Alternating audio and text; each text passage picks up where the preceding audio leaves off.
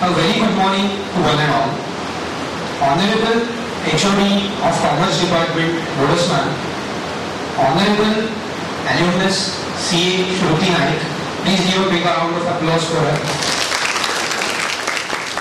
All my revered teachers and all the dear fellow friends, I would like to thank the authorities for honoring me with an opportunity to deliver my address on the occasion of Freshers' Party. First and foremost, I would like to extend my warm gratitude towards those present over here and would like to congratulate the newcomers of Class 11 on their successful completion of Class 10 journey, marking a key milestone in their academic life. To present and stress my points in a more vivid, evocative and a detailed manner, I would continue with my journey in this holy place for me, Rotary English Medium School Khed, in our mother tongue Marathi, along with examples and instances. सर्वप्रथम आज तुम्हाला असं वाटत असेल की पहिल्याच दिवशी म्हणजे 11th ला की फ्रेशर्स पार्टीला हे काय बोरिंग ह्या मुलाला बोलवलंय की श्रुती ताई पण आहे, म्हणजे पहिल्याच दिवशी एवढं डिटेल आणि का बोरिंग किंवा लेंदी लेक्चर चाललाय. तर मला तुम्हाला सांगावं असं वाटेल की मी काय कोण एवढा मोठा नाही, फक्त तुमच्याहून 2 वर्षांनी मोठा आहे आणि थोडासा एक्सपिरियन्स आहे. तर I am just one amounts you, त्यामुळे डोंट फील म्हणजे सुरुवातीला मी आलो तर आय थिंक GSनी मला एकदम रिस्पेक्टेडली माय बॅग वगैरे मी म्हटलं no formalities please. I was Rotarian, I am Rotarian and will be Rotarian. So the main topic of the day is I am here to explain how I managed both my CLAT studies and my 12th board exams. For reference to those who aren't aware about this exam, it is the most prestigious and difficult law entrance test to secure admission in the National Law Universities, NLUs, with the topmost being National Law School of India, University Bangalore, NLSI, the best law school in India.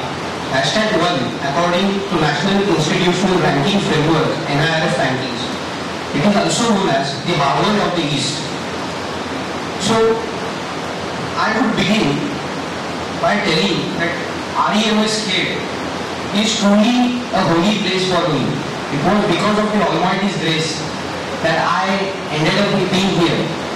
कारण मला असं सांगावं असं वाटेल 10वी नंतर मी almost आमचं fix होतं की पुण्याला जाणार आणि कॉलेजेस वगैरे बघून आलेलो. अँड खरंच जे म्हटलं की ऑलमायटीज ग्रेस, त्यामुळेच हे होऊ शकलं की आम्ही अचानक एकदा फिरता फिरता रोटरीमध्ये आलो. अँड जे आम्ही इकडे बघितलं ते आम्हाला पुण्यापेक्षा सुद्धा चांगलं वाटलं आणि तुम्ही हे अनुभवाल नेक्स्ट 2 इयर्समध्ये. तर इनिशियल मंथ्स किंवा इनिशियल डेजमध्ये सगळं अल्पेल आणि छान होतं, पण जसं जसं मी रोटरी इंग्लिश मिडियम स्कूलमधला अकॅडमिक रिगर बघितला तेव्हा मला माझे CLAT एक्झाम आणि रोटरीमधलं स्टडीज मॅनेज करणं ही म्हणजे तारेवरची कसरत वाटू लागली. पण कोणी म्हटल्याप्रमाणे की every problem has a solution.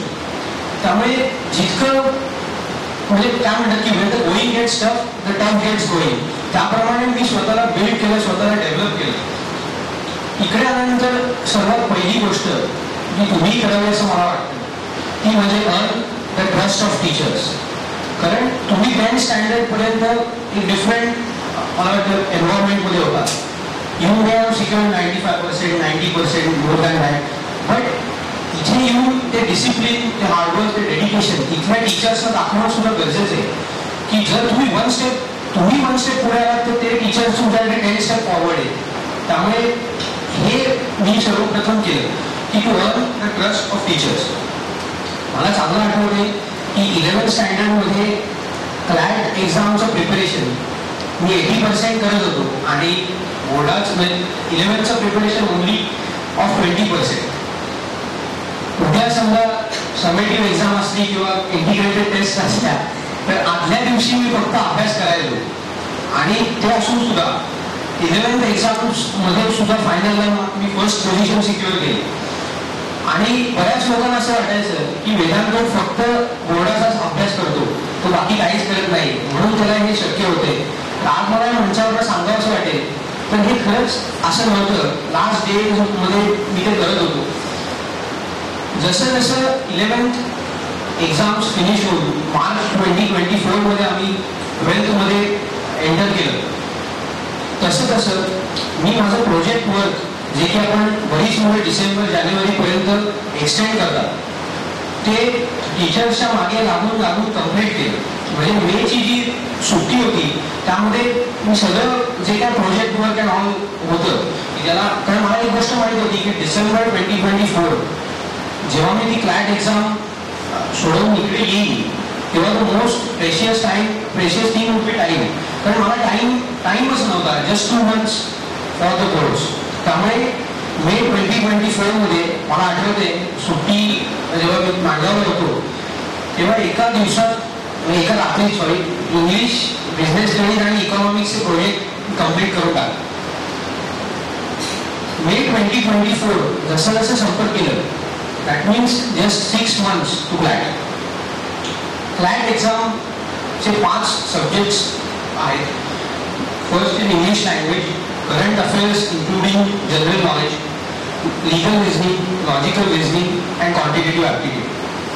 हे 5 सब्जेक्ट्स मॅनेज करणं it is very difficult along with doing the subjects of boards. Because जे CA ॲस्पायरंट्स आहेत किंवा इव्हन CS ॲस्पायरंट्स आहेत त्यांना इनिशियल प्रिपरेशनमध्ये तेवढं टफ जात नाही, कारण जे सब्जेक्ट्स ते इकडे घेतात तेच तर त्याचं थोडं एक्सटेन्शन म्हणजे काय म्हणतात फाउंडेशनला वगैरे होतं. पण मला ही खूप म्हणजे पेन्सटेकिंग झालं की पूर्णपणे क्लॅटचा अभ्यास करणं आणि त्यासोबत जे नवीन सब्जेक्ट्स मोस्टली इकॉनॉमिक्स, अकाउंटन्सी हे मला एवढे यायचे नाही, त्यामुळे ते डिफिकल्ट जात होतं sir. But still I was doing enough. जर तुम्ही क्लॅट एक्झामबद्दल विचाराल तर मी अराउंड 190+ मॉक्स अटेम्प्ट केले, सेक्शनल मार्क्स वेगळे सॉल्व्ह केले, प्रॅक्टिस, स्टडी, लेक्चर्स आणि क्लासेस सगळ्याच्या ह्याच्यात मी होतो. म्हणजे आपण म्हणतो की एखाद्या माणसाला वेट लागले तसं वेदांत संस्थेला क्लॅटचं वेट लागलेलं आणि अशा त्याच्याच मागे तो धावत होता. म्हणजे मला वाटतं टीचर्स नाही माहिती आणि माझ्या फ्रेंड्स नाही माहिती. 11thला जेव्हा 11th स्टुडंट्स आता 12thला आहेत ते आले, बरेच मुलं मी तेव्हा 1 वाजता घरी जायचो तर मला म्हणायचं थांब 2 मिनिटं तरी आमच्याशी बोल. बट सॉरी माझ्याकडे 1 मिनिट सुद्धा त्यावेळी नव्हता. दुसरी गोष्ट मला सांगावीशी वाटेल, that could be reading newspapers. जे भक्ती मॅडम मगाशी बोलल्या, न्यूजपेपर्स रीड करणं ही क्लॅट एक्झामची एक खूप इम्पॉर्टंट स्टेप आहे. म्हणजे असं म्हणतात की तुम्ही UPSC without reading newspaper attempt करू शकता, पण CLAT exam without reading newspapers is impossible. Because the subjects which I talked about before, English language, even GK, legal and logical, these 4 subjects are covered under the newspaper which you read. त्यामुळे the Hindu ह्या न्यूजपेपरचं online subscription माझ्याकडे होतं, ते मी घरी read करायचो सकाळी. Indian एक्सप्रेसचं subscription माझ्याकडे नव्हतं. सगळ्यांना सांगतो आपल्या लायब्ररीमध्ये इंडियन एक्सप्रेस येतो, रोज येतो. तर मी तो इंडियन एक्सप्रेस फक्त लंच टाईममध्ये रीड करून टाकायचो, एडिटोरियल्स, आयडियाज आणि एक्सप्लेन पेज. आणि ते खूप डिफिकल्ट होत होतं, पण ते आय डीड एव्हरी डे. आणि जसं भक्ती मॅम मला बोलल्या की कन्सिस्टन्सी असणं गरजेचं आहे, कारण न्यूजपेपर रीड करणं म्हणजे एक दिवस जरी तुम्ही स्किप केला इव्हन संडे तरी ते पायीला होत जातं. आणि जसं आपण म्हणतो सरकारी ऑफिसेसमध्ये जे असे हे असतं तसे ते न्यूजपेपर्स वाढत जातात आणि ते न व्हावं अशी मी पूर्णपणे काळजी घेतली. मला आठवतच नाही असा कुठला दिवस बड्डे असला तरी पहिला न्यूजपेपर रीड केला आणि मग बड्डे विषय वगैरे बघितले. या सगळ्या गोष्टींनंतर जे मी म्हटलं तुम्हाला स्टार्टला की earn the trust of teachers, ते असल्यामुळे जो concession of time in the months thereafter मला मिळणं गरजेचा होता फॉर माय क्लॅट एक्झाम, तो मला तसा रेक्विजिटपणे मिळत गेला. त्यासाठी मी गोडस मॅम आणि पटेल मॅडम यांचे मनापासून आभार मानतो. डिसेंबर 1 साठी जो प्रिपरेशन, दॅट इज क्लॅट एक्झामचं प्रिपरेशन खूप चांगल्या पद्धतीने चालू होतं. दिवसातले मला वाटतं 10 ते 12 तास कंटिन्यू रात्री, म्हणजे मी इथे रोटरीमध्ये असताना घरी असताना बघितलेलं आहे की रात्री सगळं वातावरण आणि सकाळी उजेड झालेलं आहे, हे सगळं मी बघितलंय 11वी 12वीत असताना. म्हणजे रात्री झोपायचंच नाही असं थोडक्यात माझा पॅटर्न होता. 1st of December 2024 turned out to be a truly memorable day for the rest of my life. I cleared the CLAT exam 2025 with an all India rank 55 out of almost 75,000 to 80,000 aspirants and had confirmed my admission in NLSIO Bangalore, my dream law school. After CLAT 12th boards preparation हे तितकंच tough होतं. Because मला आठवलं 8 डिसेंबरला CLATचा result लागलेला आणि 9 तारखेला आमच्याकडे बरेच पाहुणे किंवा जे काय गावातले लोक असतात ते भेटायला आलेले आणि त्यांनी मला विचारलं तर 12वीचं काय. त्याच्यावर माझं उत्तर एवढंच होतं की 12वीला 5 विषय असतात एवढंच आतापर्यंत मला माहिती आहे. सब्जेक्ट्स मधले चॅप्टर्स सुद्धा मला आता आठवत नाही. That was my preparation till December 2024, 3 months to boards. ते प्रिपरेशन जे होतं ते एक रेस अगेन्स्ट टाइम सारखं होतं की म्हणजे वेळ खूप कमी होता आणि मला खूप जास्त अचीव करायचं होतं. तर it was very difficult for me to cope up my studies. जसं अक्षरांनी सांगितलं की 10thला मला 98% होते. ते 98% जे होते तेव्हा मी डिसेंबर 2022 मध्ये अराउंड 5 राऊंड्स ऑफ पेपर्स प्रत्येक विषयामध्ये झाले. म्हणजे आपण विचार केला तर सगळा अभ्यास कम्प्लीट होऊन 5 पेपर्स प्रत्येक सब्जेक्टचे सोडवणं म्हणजे preparation was up to the mark, more than that. आणि हेच 12वीत असताना CBSE मध्ये मला विषय सुद्धा इन द सेन्स चॅप्टर सुद्धा आठवत नाही डिसेंबर. सो आणि इकडे येऊन राऊंड्स देताना मला खूप कठीण गेलं की म्हणजे आपण म्हणतो स्कोर्स खूप कमी येत गेले आणि मॅडम नाही असायला येते की अकाउंटन्सी मध्ये मला खूप कमी मार्क होते राऊंड 4 का 5ला. मी सांगितलं तर तुम्ही म्हणाला काय इथे बोलवलंय तर 80 पैकी I just scored 42 in my round 4. So you can think of what preparation or what prepared I was. जेव्हा तो डाऊनफॉल सॉर्ट ऑफ डिसेंबरमध्ये चालू होता तेव्हा मला honourable chief minister Devendra Fadnavis यांचं एक वाक्य कायम आठवत आहे. मेरा पानी उतरता देख मेरे किनारे पर घर मत बसा लेना, मैं समंदर हूँ लौट कर वापस आऊंगा. वन्स अगेन जे CLATच्या वेळी चालू होतं मला वाटतं नोव्हेंबर डिसेंबरमध्ये ते टायरसम डेज आणि स्लीपलेस नाईट्स चालू झाले. I prepared fairly well for the exam. 2 months जे मला मिळाले. जसं मी सांगितलं की प्रोजेक्ट वर्क आणि प्लॅनिंग जे माझं होतं त्यामुळे मला ते जमलं. राऊंड्स वगैरे जे स्कूलमध्ये पण कंडक्ट केले म्हणजे सिस्टीमच इतकी चांगली आहे की 33%चे 3 राऊंड्स, 50%चे 2 आणि 100%चे पण मला वाटतं 3-4 राऊंड्स होतात. जर तुम्ही हे सगळं केलं तर अजून काही करायची गरजच राहत नाही. इतकं प्रिपरेशन शाळा तुमच्याकडनं आणि टीचर्स तुमच्याकडनं करून घेतात. 22 फेब्रुवारी पासून आमची बोर्ड एक्झाम्स चालू झाल्या.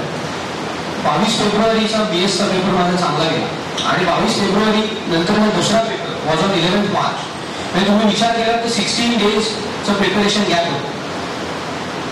एक अत्यंत वाईट इन्सिडेंट 5 मार्च 2025 रोजी घडला. ते म्हणजे ज्या आजीसोबत मी 17-18 वर्ष एकत्र राहिलो ती माझी आजी मला सोडून गेली.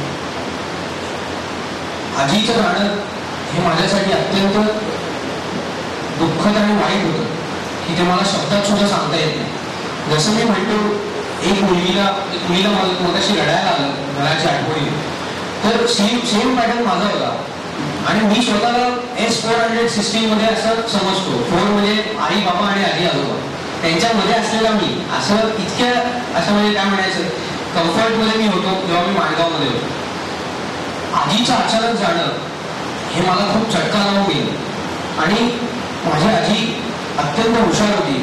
संस्कृत आणि इंग्लिश माझे 2 विषय तिने एकदम कव्हर करून घेतलेले आणि कंटिन्युअसली शी वॉज ट्रायमिंग की वेदांत जास्त मार्क मिळावे, कसा वेदांत घडेल, कसा आपल्याला याला शेप करायचा, त्यासाठी तिने खूप प्रयत्न केले.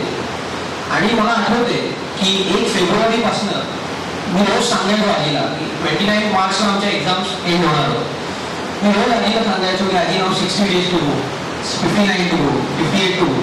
आणि अचानक हे जे झालं ते मी सांगितलं I can't even talk about that. पण एक गोष्ट जेव्हा तो डाऊनफॉल काइंड ऑफ फ्लो होता तेव्हा मला आठवत राहील ते म्हणजे ज्या आजीनी आपण मी जास्त मार्क्स मिळवावे का, यशस्वी व्हावे यासाठी प्रयत्न केला. त्या आजीच्या जाण्यामुळे तिच्या नातवाचा रिझल्ट कमी आला असा गोल कोणी तिला लावू नये. त्यासाठी मी पुन्हा उठलो, पुन्हा लढलो आणि लढतच. जे रिझल्ट 13 मे 2025 रोजी 12वीचे लागले, दॅट वॉज काय म्हणतात, इयर्स ऑफ जॉय होती माझ्यासाठी. मला नेहमी आठवतं जेव्हा besan laddoo is my favourite sweet dish. जेव्हा जेव्हा कुठलाही चांगला रिझल्ट, स्कॉलरशिप असो काही असो, आजी ते बेसनाचे लाडू करायचे. आणि मीन्स आय वॉज व्हेरी काय म्हणून privilege to live with a person like her of such kind of knowledge and education. Result अत्यंत सॅटिस्फाईंग आणि डिझर्विंग वाटले. जे बोनस मॅडमच्या सब्जेक्टबद्दल मी अकाउंटन्सीबद्दल सांगितलं, अराउंड 40+ पेपर्स मी त्या विषयाचे सोडवले. त्यामुळे तिकडे मी जाऊ शकलो. आणि इव्हन इकॉनॉमिक्सला मला सांगावंच वाटेल, कम्पॅरेटिव्हली तसे मार्क बघितले तर 99 was a very decent score. आणि मला हेच वाटतं की काय कुठे गेला तो, आणि आजचा मॅडमलाही तेच वाटतं. तर I felt so proud of myself in that scenario. And then a very dear friend of mine on the CLAT preparation asked me की तू हे सगळं मॅनेज कसं केलंस. जेव्हा 12वीचा रिझल्ट आला तेव्हा मी through the lens of Indian foreign policy तिला आन्सर दिलं by quoting the exact lines from the book the India way by doctor S Jaishankar, honourable minister of external affairs, government of India. Quote, "This is the time for us to engage America, manage China, cultivate Europe, reassure Russia, bring Japan into play, draw neighbors in, extend the neighborhood, and expand traditional constituencies of support. If India can manage all this, I believe I can too." तर मला तुम्हाला सांगायचं वाटेल, every person has his on set of journey. म्हणजे मी जसं तुम्हाला माझा experience फ्लॅटचा सांगितला, तसं प्रत्येकाचा एक्सपिरियन्स हा नुआन्स आणि डिफरंट असणार. पण त्यामध्ये जे 4 Ds मी नेहमी म्हणतो, डिसिप्लिन, डिवोशन, डेडिकेशन आणि डोनेशन, ते जो माणूस देतो रिझल्ट्स कायम त्याच्यासोबत राहतात आणि चांगलेच येतात. आज मला सांगायला अत्यंत आनंद वाटतो की ये सपने निगाहों में, चला हूं तेरी राहों में, बँगलोर आ रहा हूं मैं, बँगलोर आ रहा हूं मैं, असं मी गाणं म्हणतो, मॅनिफेस्ट करतो. जसं मी तुम्हाला सांगितलं, तुम्हाला वाटत असेल की हा मुलाने खूप अभ्यास केला आणि काइंड ऑफ काहीच एन्जॉयमेंट केली नाही 11th and 12th मध्ये, तर येस ते खरं होतं. बिकॉज कसं प्रत्येकाचा पीक टाईम असतो. काइंड ऑफ क्लॅट एक्झाम ही डिसेंबर 2024 मध्ये होती. जेई जानेवारी किंवा अराउंड फेब्रुवारी मार्च त्यांच्या चालू असतात. नीट ही तर नेक्स्ट म्हणजे आफ्टर 12th येते. इव्हन CA फाउंडेशनची एक्झाम पण तशी असते. त्यामुळे मला हे माहीत होतं की I had only 1.5 years left when I completed my 10th to give that exam. त्यामुळे ते सगळं मी अंडरस्टँड करून, आपल्याला किती लोक बोलले तरी अभ्यासच करणं ह्या आपला पर्याय आहे हे लक्षात ठेवून मी ते करत आहे. आणि रिझल्ट्स माझ्या बाजूने लागले. आज जे 3 महिने आता एप्रिल, मे, जून वगैरे आहे ते मी खूप एन्जॉय करतोय. म्हणजे मला आठवतंय की 11वी आणि 12वी मध्ये मी एकही पिक्चर बघितला नाही. आज दिवसाला 2 पिक्चर बघतोय. कार ड्रायव्हिंग, बुक्स रिडिंग वगैरे हे सगळं, जिम या सगळ्या गोष्टी चालू झाल्या. इंस्टाग्राम जॉईन केलं, एक्सेट्रा एक्सेट्रा. मला असं सांगावंसं वाटतं की थोड्या कवीने म्हटलंय, life is not like a test match in cricket. In life, you have only one innings, but make sure that it ends as a defining innings. त्यामुळे 11th and 12th किंवा 9th, 10th and 11th and 12th ही जी journey आहे ती remarkable आणि आपल्या लक्षात राहावी अशी असावी असं मला वाटतं. म्हणजे आज जे मी सांगितलं, न्यूजपेपर रीड करायला मी जायचो, ते धावत धावत जायचं, बेल वाजली तरी तिथेच रीड करत बसायचं. क्लास म्हणजे शिक्षक येणार तेवढ्या लास्ट मिनिटला आतमध्ये शिरायचं किंवा ते आल्यावर सुद्धा यायचे. हे सगळं जेव्हा मी घरी बसून आठवतो तेव्हा आनंद अश्रूंशिवाय माझ्या डोळ्यात काहीच येत नाही. आणि मलाही खूप शांतता आणि पीस वाटते, सॅटिस्फाईड. आज ज्यांच्यामुळे मी इथपर्यंत पोहोचलो किंवा इथपर्यंत आहे त्या सगळ्या शिक्षकांना मी मनापासून धन्यवाद देऊ इच्छितो. प्रत्येक टीचर्सबद्दल मला काही बोलावंसं वाटेल. सर्वप्रथम मी बोनस मॅडमबद्दल बोलू इच्छितो. ज्याप्रमाणे म्हणजे त्यांचं नाव जेव्हा जेव्हा मला आठवतं तेव्हा मला 1971 इंडिया पाकिस्तान वॉर आठवतो.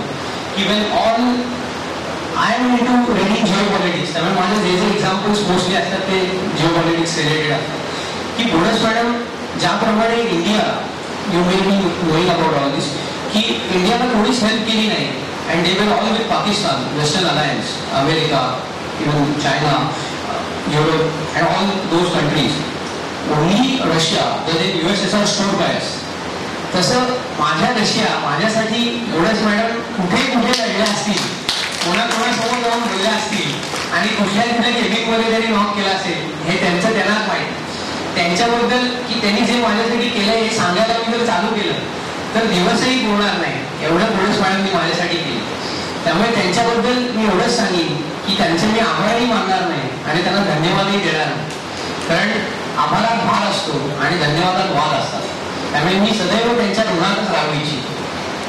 त्याच्यानंतर श्री राऊत सरांबद्दल बोलायचं झालं तर राऊत सर हे स्वतः एक ॲडव्होकेट असल्यामुळे त्यांना फ्लॅट एक्झामचे नुआन्सेस आणि डिटेल्स माहीत होते की त्यामुळे ते पहिल्यापासून त्यांनी मला पर्सनल कोचिंग टाईप ऑफ दिलं की सारखे ते काउन्सिलिंग माझ्याशी बोलायचे.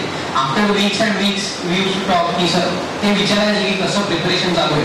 म्हणजे की एक आपल्या मुलासारखं त्यांनी मला ट्रीट केलं. मला आठवते इंग्लिश म्हणजे मी बरेच 12th असताना बरेच वेळा मी बुक्स रीडच नाही करायचो कारण I don't have the time that time.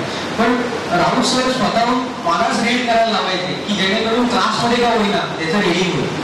एवढं पर्सनल टच मला वाटतं राऊत सरच देऊ शकतात. त्यांचाही मी कृतज्ञ आहे. अक्षा मॅडमबद्दल सांगायचं झालं तर इकॉनॉमिक्स सारखा एक डिफिकल्ट आणि नवीन विषय जनरली इकॉनॉमिक्स पण 11वीपर्यंत शिकत नाही. एक नवीन विषय मला वाटतं 11वीची मुलं ऍक्सेप्ट करतील की त्या ज्या पद्धतीने प्लॅनिंग आणि प्रिपरेशन जे नुसतं प्लॅनिंग नसतं की ते एक्झिक्यूट सुद्धा करतात. हा विषय जो डिस्कशनचा विषय थोडक्यात की यू डिस्कस अँड लर्न तर फारच तर एवढी ते करतात. म्हणजे क्लासमध्ये मला आठवते की प्रत्येक मुलगा बोलेल किंवा प्रत्येक माणूस उभा राहून आता तुम्हाला एक एक्सपिरियन्स येतील उभा राहून तो एक्सप्लेन करायचा प्रयत्न करेल because it is more like discussion.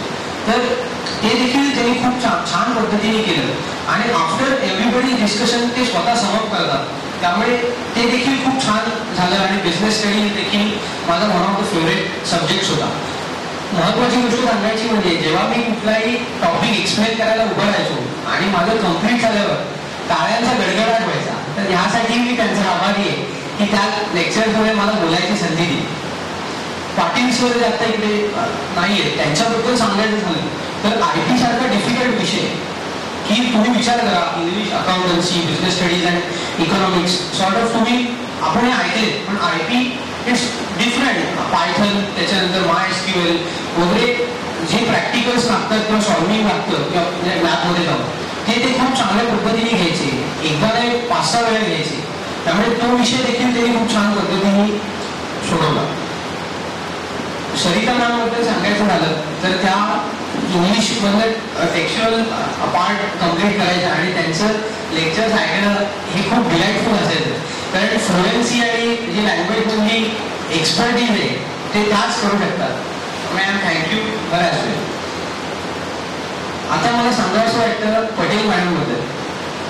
Patel मॅडमला जेव्हा समजलं की हा मुलगा ड्युअल ॲस्पेक्ट्स म्हणजे क्रॅक आणि बोर्ड्सचं प्रिपरेशन करतोय आणि he is very dedicated and deserving त्यावेळी त्यांनी कुठलाही म्हणजे आपण म्हणतो की जनरली जे ऑथॉरिटी पोझिशनवर असतात ते लोक साईन करायला किंवा ते लोक तुमचं ऐकून घ्यायला खूप वेळ लावतात.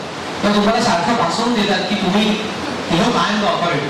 पण पटेल मॅडमचं मला अजून कधीच वाटलं नाही. त्यांनी कायम म्हणजे मी नुसती पेपर घेऊन जायचो त्या लगेच सही करायच्या. That kind of trust Patel मॅडमचा माझ्यावर होता आणि त्यासाठी बोनस मॅडम मी खूप प्रयत्न केले. तर पटेल मॅडमचाही मी खूप आभारी आहे. Honourable chairman sir Bipindada Patne यांच्याबद्दल बोलायचं झालं तर ते सुद्धा शाळेमध्ये कंटिन्यू 11 to 4 असतात आणि त्यांचं देखील प्रत्येक मुलावर लक्ष असतं. प्रत्येक मुलाला ते नावाने ओळखतात. ही देखील एक मोठी गोष्ट आहे की जिथे 2500 मुलं शिकतात त्यातल्या प्रत्येकाला ओळखणं प्रत्येकाला लक्षात घेणं ही खूप मोठी गोष्ट आहे. आणि त्यामुळे मी संपूर्ण शाळेचाच आभारी आहे की ज्या पद्धतीने ही रोटरी इंग्लिश मिडियम स्कूल जे मी सुरुवातीला म्हटलं की this is a holy place for me तर it is and it will always be a holy place for me. मला समज करताना तुम्हाला एक गोष्ट पॉइंटवर स्ट्रेस करतोय, that is to earn the trust of your parents and teachers. मी क्लॅट एक्झाम देत होतो, माझे ऑनलाईन क्लासेस होते, I required Kindle to read books and all.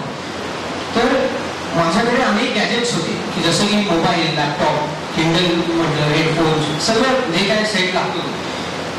तर आजच्या जमान्यामध्ये 11वीतल्या मुलाकडे हे सगळं आहे. म्हणजे आम्ही ज्या पहिल्या मालकांकडे गेलो त्या मालकाने आम्हाला विचारलं, तुमचा विश्वास आहे का तुमच्या मुलावर?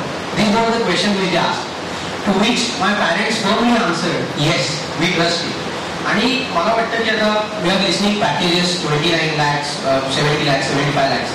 पैसा सगळ्यांनाच कमवायचा, पण जो ट्रस्ट मी कमवला आणि तो टिकवून ठेवणं हे खूप गरजेचं आहे. की ट्रस्ट कमवतात बरेच जण, ट्रस्ट कमवायला खूप वर्ष लागतात आणि गमवायला 1 मिनिट 1 दिवस सुद्धा पुरेसा. तर मला हेच तुम्हाला सांगावं वाटेल की पॅरेंट्स आणि टीचर्सचं ट्रस्ट कमवा आणि ट्रस्ट मिळवा. आणि जसं ॲसेट बद्दल चालू आहे, this is a type of intangible asset. Trust जेव्हा तुम्ही कमवला तो कायम तुमच्या सोबत राहतो आणि कायम you earn that position of respect Wien you talk even with your parents and teachers. तर मला एवढंच सांगावं वाटेल की जी 11th-12th जर्नी आहे त्यासाठी स्वतः होल हार्टेडली डिव्होट करा, डेडिकेट करा, स्वतः डोनेट करा, टाईम, एक्सपिरियन्स अँड ऑल, आणि डिसिप्लिन राहा की जेणेकरून after some years when you look back at this journey ती कायम तुमच्यासाठी मेमोरेबल राहील. तुम्हाला कायम आठवेल की येस आपण त्यावेळी काय केलेलं and what we are doing. तर आणि problems are an integral part of your life. त्यामुळे प्रॉब्लेम्स प्रत्येकाच्या आयुष्यात येतात, प्रत्येकाला फेस करावे लागतात. एक्झाम्पल्स प्रत्येकाचे वेगळे असतात, पण प्रत्येक प्रॉब्लेमला सोल्युशन असतं. त्यामुळे मला तुम्हाला एकच गोष्टींनी समअप करावंसं वाटेल एका पंक्तीने कि असफलता एक चुनौती है, इसे स्वीकार करो, क्या कमी रहने की देखो और सुधार करो. जब तक न सफल हो नींद चैन को त्यागो तो, जब तक न सफल हो नींद चैन को त्यागो तो, संघर्ष का मैदान छोड़कर मत भागो तो, संघर्ष का मैदान छोड़कर मत भागो तो. कुछ किए बिना ही जय जयकार नहीं होती, कुछ किए बिना ही जय जयकार नहीं होती. कोशिश करने वालों की कभी हार नहीं होती, कोशिश करने वालों की कभी हार नहीं होती.